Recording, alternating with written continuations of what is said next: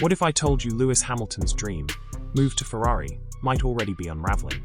At the Miami Grand Prix, one radio call lit a fire that could burn through Ferrari's entire season. This wasn't just a tactical decision. It was a moment that cracked the image of unity the team tried so hard to project. Hamilton was instructed to let Charles Leclerc pass, even though both were on nearly identical strategies. His response, a cold cutting, "Are you sure?" After everything today.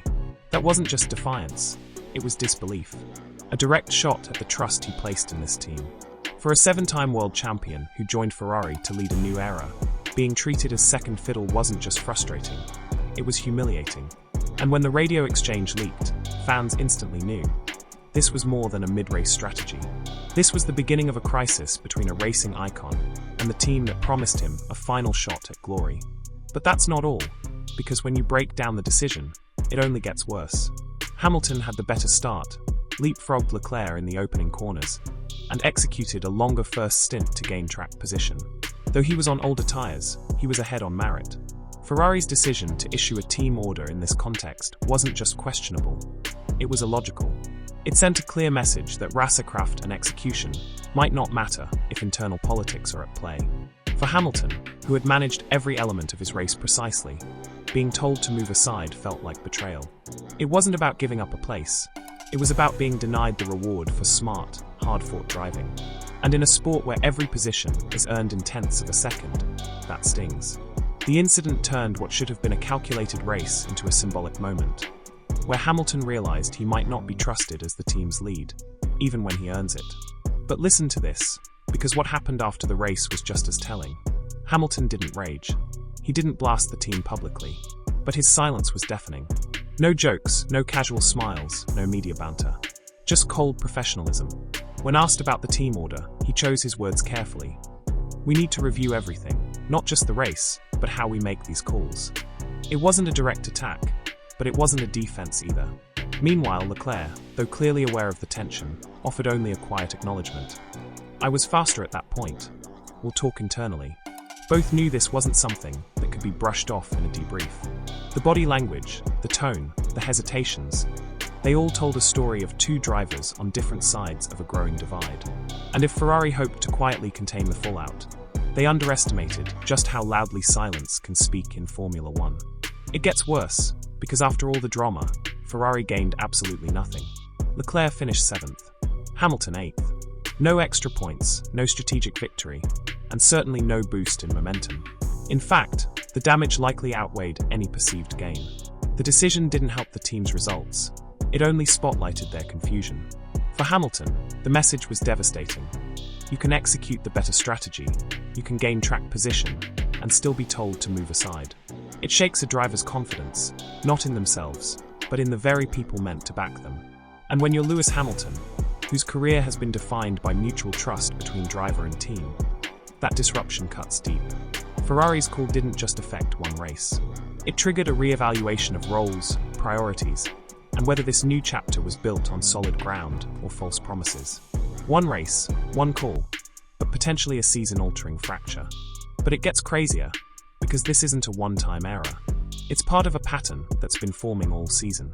Hamilton has already dealt with inconsistent strategy calls, tyre mishandling, and questionable car setups. And now, a direct team order that overrides earned position? That's a tipping point. He didn't come to Ferrari to babysit a rebuild. He came for a final shot at the title. But how do you fight for wins when you can't trust the calls being made behind the wall? For a driver known for precision, planning, and execution, racing amid chaos isn't just frustrating, it's unsustainable. Ferrari may have the car to fight in the midfield, but without alignment in leadership, no car is fast enough. Hamilton needs a team that moves with him, not against him. Right now, that synergy looks broken, and when trust erodes between a driver and his strategists, the entire foundation starts to collapse, one confusing call at a time. But hang on, it's not just Hamilton feeling the strain. When one driver senses favoritism, even if unintended, it fractures the garage. Engineers split, debriefs grow colder, team chemistry vanishes. Ferrari is now facing more than a tactical crisis. They're facing a cultural one. The perception that Leclerc is the preferred son, whether real or not, creates a toxic atmosphere. And that's the last thing a team chasing relevance can afford. Hamilton was brought in to lead, to unify, and to raise the bar. But if he feels sidelined or undermined, he won't fully invest. And when a champion begins to emotionally check out, performance drops. So does communication, collaboration, and morale. Ferrari doesn't just need to fix the car. They need to fix the trust. Otherwise, they risk turning one of the most anticipated driver pairings in recent history into one of the sport's biggest missed opportunities. But here's where it really starts to sting, because Leclerc is in a tough spot too. Benefiting from a team order may have helped in Miami, but it's a double-edged sword. If Ferrari doesn't reciprocate later in the season, when roles are reversed, the entire situation could implode.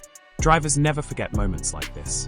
And if Leclerc continues to be perceived as the favoured driver, every move will be questioned, not just by fans, but by Hamilton himself. That seeds resentment, and resentment destroys teams from the inside. For Leclerc, the pressure is now twofold.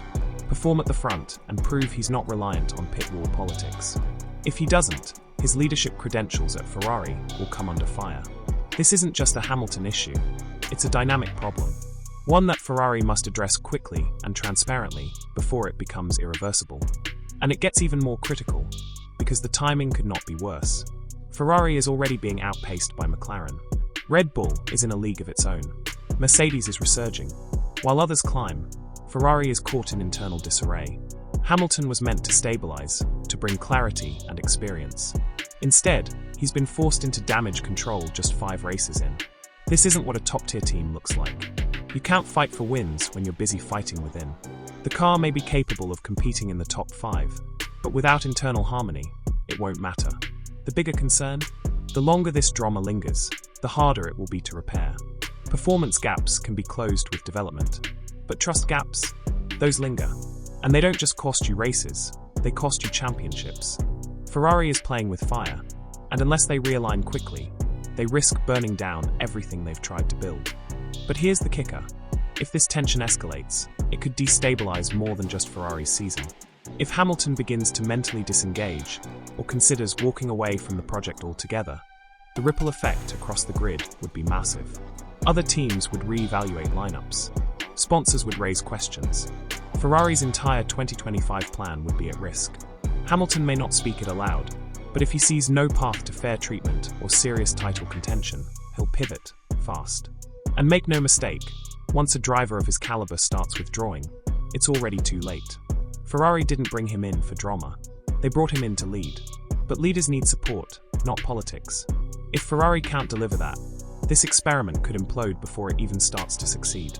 And the legacy of the Hamilton-Ferrari partnership could be rewritten, not as a triumphant final act, but as a strategic blunder of historic proportions. And finally, remember, Formula One's defining moments often don't come in highlight reels. They come through static-filled radios, uncomfortable interviews, and quiet tension. That moment in Miami, when Hamilton questioned the team, wasn't just a reaction, it was a revelation.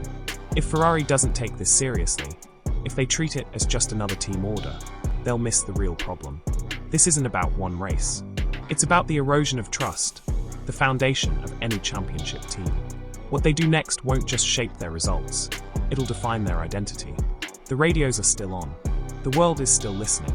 And if Ferrari doesn't fix the message they're sending, the fallout won't just echo through this season. It'll haunt the team's future.